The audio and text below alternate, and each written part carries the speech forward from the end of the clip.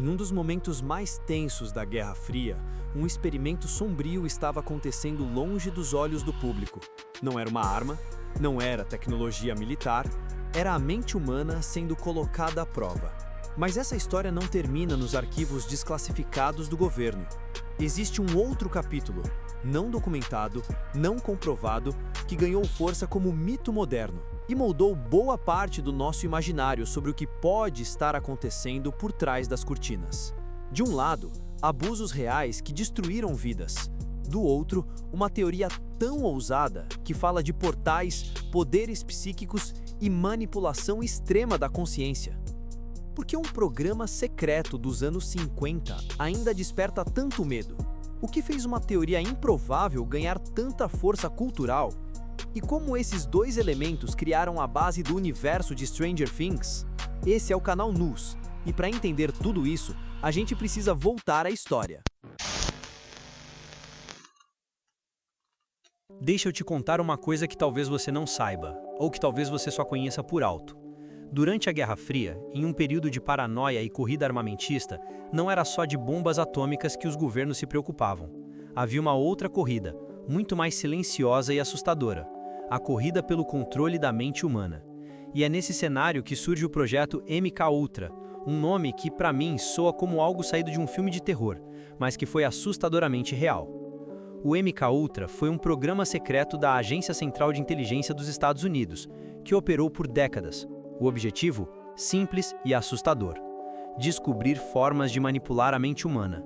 Eles queriam saber se era possível controlar o comportamento de uma pessoa, extrair informações contra a vontade dela, ou até mesmo programá-la para realizar certas ações. Pensa comigo, em um mundo dividido entre duas superpotências, a ideia de ter uma arma que pudesse controlar o pensamento do inimigo era tentadora demais para ser ignorada. Eles não mediram esforços nem ética para alcançar esses objetivos. Os métodos usados eram chocantes e hoje seriam considerados tortura. Um dos mais famosos, e talvez o mais infame, foi o uso de drogas psicodélicas, especialmente o LSD. A CIA acreditava que o LSD poderia ser uma espécie de soro da verdade, ou uma ferramenta para desestabilizar a mente de um indivíduo, tornando-o mais suscetível à manipulação. Eles administravam a droga em pessoas, muitas vezes sem o consentimento ou conhecimento delas, e observavam os efeitos. Mas não parava por aí. O MKUltra também explorou técnicas de privação sensorial e isolamento. Eles queriam entender como a mente humana reagia sob estresse extremo, quando privada de estímulos externos e de contato social. Pense em alguém trancado em uma sala escura, sem som, sem nada para ver ou tocar por dias a fio. O objetivo era quebrar a resistência mental, tornar a pessoa mais vulnerável a sugestões e controle.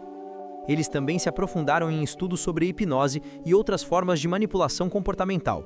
A ideia de lavagem cerebral, tão presente na ficção da Guerra Fria, não era apenas um mito, era algo que a CIA estava ativamente tentando replicar e dominar. Eles estavam obcecados em encontrar uma maneira de reprogramar a mente, de apagar memórias e implantar novas. E o que aconteceu depois? Bom, a verdade veio à tona, mas não sem muita luta. Nos anos 70, escândalos começaram a pipocar, revelando a extensão desses abusos governamentais. Documentos foram desclassificados, investigações foram abertas e o público finalmente teve um vislumbre do que estava acontecendo nas sombras. As revelações foram devastadoras. Vítimas reais surgiram, contando histórias de vidas destruídas, de traumas psicológicos que duraram décadas. O MKUltra não era apenas um experimento, era uma máquina de moer vidas. A combinação de segredo, tecnologia experimental e abusos reais cria um terreno fértil para teorias e para ficção. Ele representa de fato a face sombria da Guerra Fria, um lembrete de que, em nome da segurança nacional, os limites da ética podem ser perigosamente ultrapassados. E é essa ferida aberta que, como veremos, abriu espaço para algo ainda mais fantasioso, mas igualmente impactante. Agora que a gente já mergulhou nos fatos sombrios do MKUltra, eu quero te apresentar um outro lado dessa moeda. Um lado que é pura imaginação, mas que se enraizou tão profundamente na nossa cultura que, para muitos, parece tão real quanto o MKUltra. Estou falando do projeto Montauk, e aqui eu preciso ser bem claro. Diferentemente do MKUltra, que tem documentos e vítimas reais, o projeto Montauk é uma teoria da conspiração. Não existem evidências documentadas que comprovem sua existência. Mas o que é essa teoria? Basicamente, ela gira em torno de um suposto laboratório clandestino que teria operado na base Montauk, em Long Island, Nova York. A história é que, depois que o MKUltra foi oficialmente encerrado, os experimentos mais extremos e bizarros teriam sido transferidos para essa base secreta. E aqui, a coisa fica realmente bizarra. As alegações populares sobre o projeto Montauk são de tirar o fôlego. Pensa em experimentos em crianças, mas não apenas com drogas ou privação. A teoria diz que essas crianças eram submetidas a um treinamento psíquico intenso, com o objetivo de desenvolver superpoderes. Sim, você ouviu direito. Superpoderes.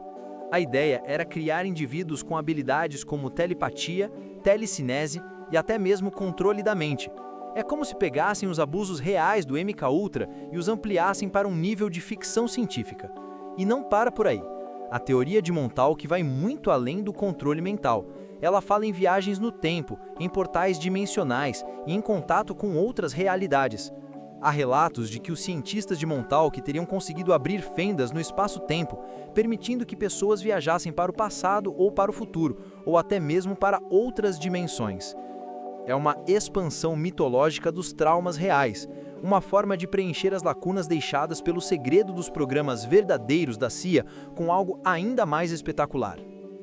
Por que algo sem provas concretas se torna tão popular? Eu acho que é uma mistura de medo real e imaginação coletiva. O MKUltra deixou uma cicatriz profunda na confiança do público em relação ao governo. As pessoas sabiam que coisas horríveis tinham acontecido. E quando a verdade é parcial, a mente humana tende a preencher os espaços vazios com as possibilidades mais extremas. O projeto Montauk se tornou um tipo de folclore moderno, uma lenda urbana que evoluiu a partir de eventos traumáticos verdadeiros. Mesmo sem uma única prova documental, a força cultural de Montauk é inegável. Ela se consolidou com uma força semelhante a outros mitos modernos sobre o governo, como a Área 51 ou o assassinato de John Kennedy. É como se a própria ideia de que o governo está fazendo algo secreto e terrível fosse tão potente que não precisa de fatos para se sustentar. E essa crença, essa mitologia, é o que a torna tão poderosa na nossa imaginação.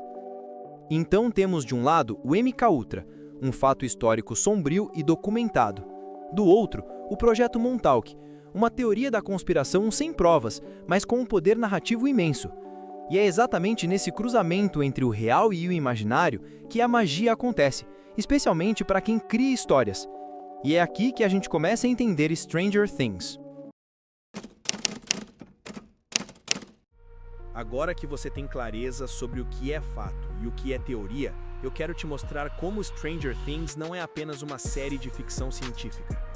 Ela é um espelho, uma lente que reflete e amplifica esses dois universos, o real e o conspiratório, de uma forma que nos prende do início ao fim.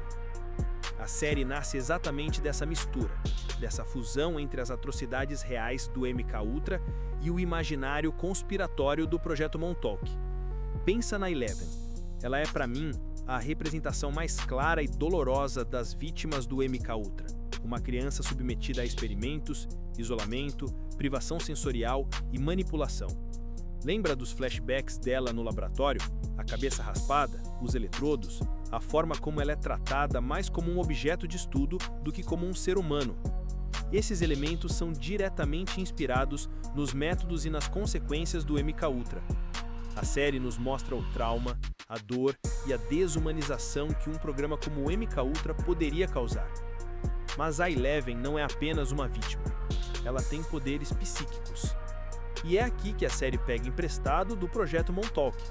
As habilidades telepáticas e telecinéticas da Eleven, a ideia de que ela foi treinada para usar esses poderes, tudo isso ecoa o exagero conspiratório típico do Montauk. Stranger Things pega a base real do abuso e a eleva a um patamar de fantasia. O laboratório de Hawkins é o símbolo perfeito dessa hibridização. Por um lado, ele tem a parte MKUltra, os métodos traumáticos, a supervisão governamental secreta, a exploração da vulnerabilidade humana em nome de um objetivo maior.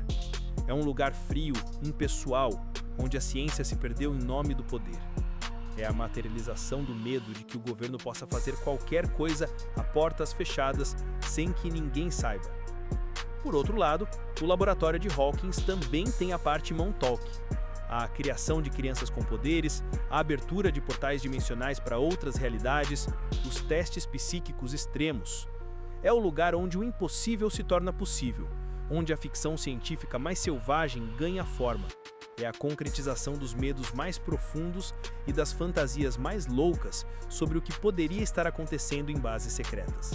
A série mostra como o passado, mesmo que distorcido pela lente da conspiração, continua influenciando nossas preocupações contemporâneas sobre vigilância, controle e o desconhecido. E é por isso que Stranger Things faz tanto sucesso.